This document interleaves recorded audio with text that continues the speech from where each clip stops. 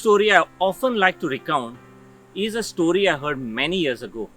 It was about Lo Little, who was a famous football coach who coached at two of the nation's most prestigious universities, Georgetown and Columbia, from 1924 right up to 1956.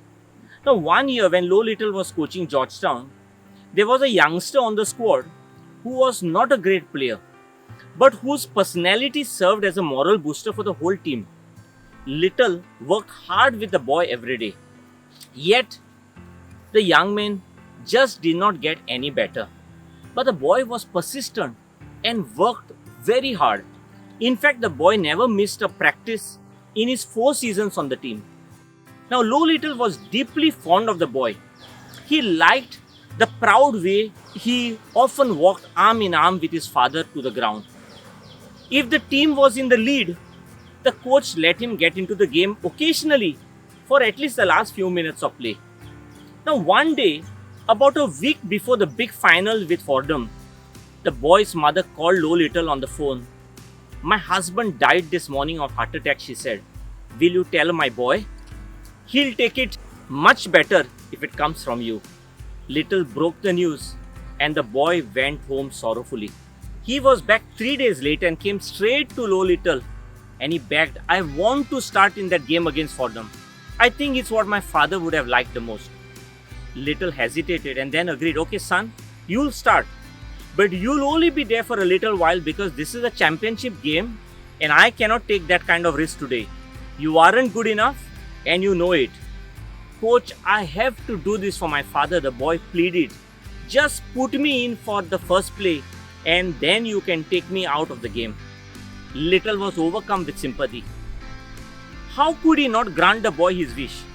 So he put the boy in the starting lineup and the boy ran down the field to cover the game's opening kickoff. That afternoon saw that young man make 15 unassisted tackles. He made 12 assisted tackles and the clincher was a pass that he intercepted and returned for Georgetown's winning touchdown. By any standards, that was a terrific year and he did it all in one afternoon. Georgetown won the game and claimed the championship. Now, when it was all over and done with and all the celebration had ended in the locker room, the only two remaining were the coach and the young man awkwardly looking at one another. The coach said, "Son, I owe you an apology. I thought I was a fair judge of character. Never have I seen you perform the way you performed today. I am sorry I judged you so poorly. Son, what in the world got you into today?" Lo Little asked him. "You've never played like that before. You've never shown that much desire in the last 4 years. The boy answered, "Coach, you know my father died. And do you remember how my father and I would come arm in arm to every single game? My father was totally blind and today was the first time he could see me play." Friends, this touching story epitomizes how motivation is the key to all greatness, and above all, it also recognizes the power of intrinsic motivation as the secret weapon that helps people stand out and sustain excellence. Most of us are quite familiar with the feeling of getting up in the morning and not wanting to go to work or school or a morning jog or a walk, etc., especially if it is cold or raining outside and we are very comfortable in bed. But the reality is, things need to get done. Bills need to be paid. Assignment needs to be finished and calories need to be burned. Sometimes, when you witness artists, sportsmen, actors and musicians display mind-blowing performance, you feel a rush of inspiration run through your body and you wonder how on earth did that person become who they are today. We know greatness when we see it. You may be the type of person who takes that inspiration and runs with it. Or you may be the type of person who looks on admiringly, assuming you'll never be like that. We all need to ask ourselves, are we leaders or are we followers? Here's the thing, you do not have to be a leader to be great. Greatness is essential for both leaders and followers, and the underlying truth is that you need motivation as an important link to greatness. Motivation is the defining factor that turns a good thought into an immediate action. It turns a good idea into opportunity and can positively impact the world around you. Now, every person on this earth is unique and has a purpose, and to be able to steward that purpose well, you must be motivated to work towards your goal, which helps your dreams become a reality. Now, when it comes to what motivates us, it usually falls into one of two categories: extrinsic or intrinsic. Extrinsic motivation is when you complete a task either to avoid punishment or to earn a reward, while intrinsic motivation involves performing a task because it's personally rewarding to you. Extrinsic motivation means that a person is doing the task not because they enjoy it, but because they expect to get something out of it. Now, there are many different types of extrinsic rewards, and the most obvious are tangible rewards like earning a paycheck or receiving discounts in loyalty program. But there are also plenty of intangible rewards that are extrinsic motivators, such as praise or public recognition. Extrinsic motivation can exert a powerful influence on human behavior, but it has its limits.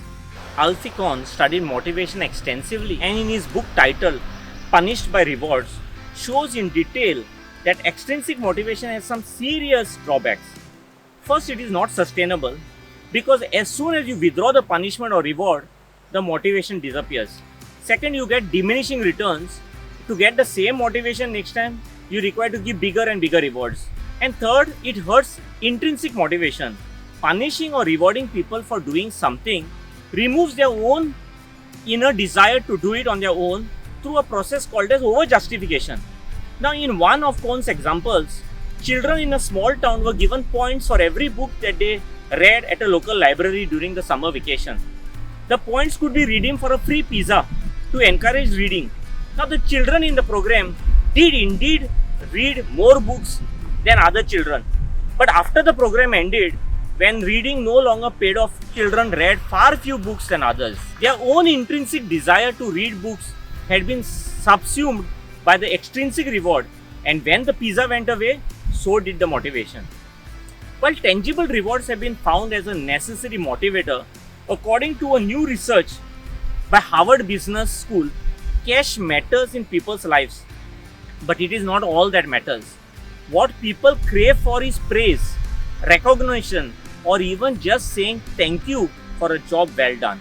As Dale Carnegie rightly said, people work for money but go that extra mile for recognition, praise, and reward. An avalanche of research shows that when it comes to finding a lasting drive to do something, internal incentives are much more powerful than extrinsic rewards. If you aim to improve your performance at work or find more enjoyment in your personal life, it is important to find motivation from within. When you are engaged and excited, you can expect to experience sustained interest, excitement, confidence, persistence, self-esteem, and performance over time, which is why it is a feeling that many people seek to foster. There is a great difference when you engage in something because I want to as opposed to I must. It involves the desire to do things because they matter. If you can find internal motivation, it will generally be more efficient over the long run. These types of motivations are less likely to cause burnout and are more likely to remain effective, and is finally the secret weapon required to stand out.